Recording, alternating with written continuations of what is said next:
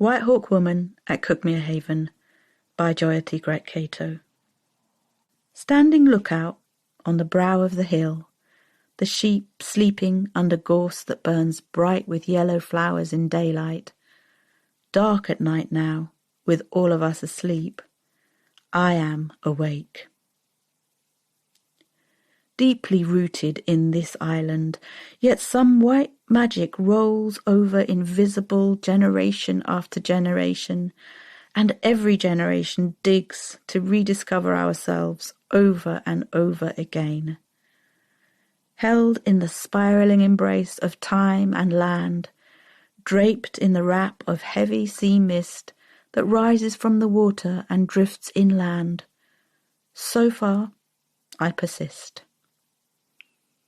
Looking down from my standpoint, I see the silver river serpent its way slowly, meandering across the marshes. More than once I was the fog, rolling inland as I rose from the saltwater marshes, and more than once the flint farmhouse, though that was much later. Later, too, I was the furrowed field in winter. They said I was brave when I walked out into the field until I lost the farmhouse. It wasn't brave. I was held by the dark path at my feet when I looked down, and then, in the instant that the farmhouse disappeared, by the fog that set me free. Spirit in all things, my siblings surrounded me. Not fearful, not brave. All the human ties that bound me disappeared, and the land reclaimed me, and I returned into its love. The mother and life-saver, the blood and bone and marrow, the earth matched by my skin, the sea by my eyes, the winds by the soft cloud of my hair, and whispering in my breath and spirit. I have always been here. This generation of me is recently arrived, but my family sees in you and me the face we seem to share. Our family, living so close in geographical space, from Whitehawk enclosure to Eastern Road to the place where the river rolls its double question mark down to the wider waters of the sea haven. Time draws us through its kaleidoscope, Neolithic to the closing moments of the Anthropomorcene era. Some of us have been signalling the extinction to each other, across water and land, from Furamon to Standing Rock, in extending circles that finally are spiraling outwards. Since I walked here with the people, we have always been here. We watched the great green smooth skin and scales evolve to feathers, and then the early murmurations swoop and whirl in the wide red sky.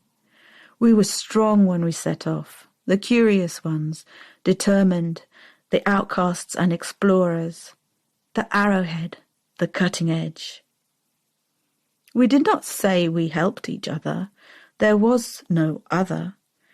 We walked together and we carried those who could not. We fed ourselves with the wild za'atar that grew in profusion along the way, and the lauza, although it was vidkadira when we brought it with us, and its perfume was protection potent enough to keep away hostilities, at least from those with two legs and a sense of smell. We brought change as we passed through, wittingly and innocently both. Animal life shape-shifted, lifted its wings, entered into unfamiliar element and made there its home. Herb and shrub transformed, flowering at our fetid season, scattering seed in our infants' playthings with songs and laughter, teasing and tears, and left behind in our remains. Accompanying our movement, the earth moved also, and the waters broke in an eruption of continental reformation. The south bestowed upon the north its gift of brilliant cliffs. The ancient sisters split apart, all forays beginning and ending our names. Asia and Africa, even though still linked, now surrounded by seas, and 7 new sisters rose up at the edge of the land where we settled. Although we walked here, if ever any one of our exhausted sleeps threw up nightmares of unsafe return, now that journey would take a vessel or strong swimmers, or surrender to the whim of the water.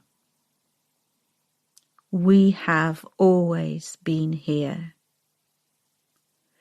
In mother tongue there is no singular I.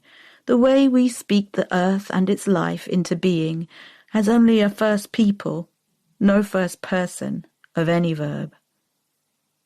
Time, circular, spherical, a shape that maybe has no name, is hidden in these words. Time is always. Now living a short walk from our original home, that is itself a long walk from our aboriginal home, we are history in progress. We are the fog and the farmhouse and the furrowed field. Our truth is. Thanks for listening. To hear more of our stories in this We Hear You Now series and to download a map and guide, visit the Seven Sisters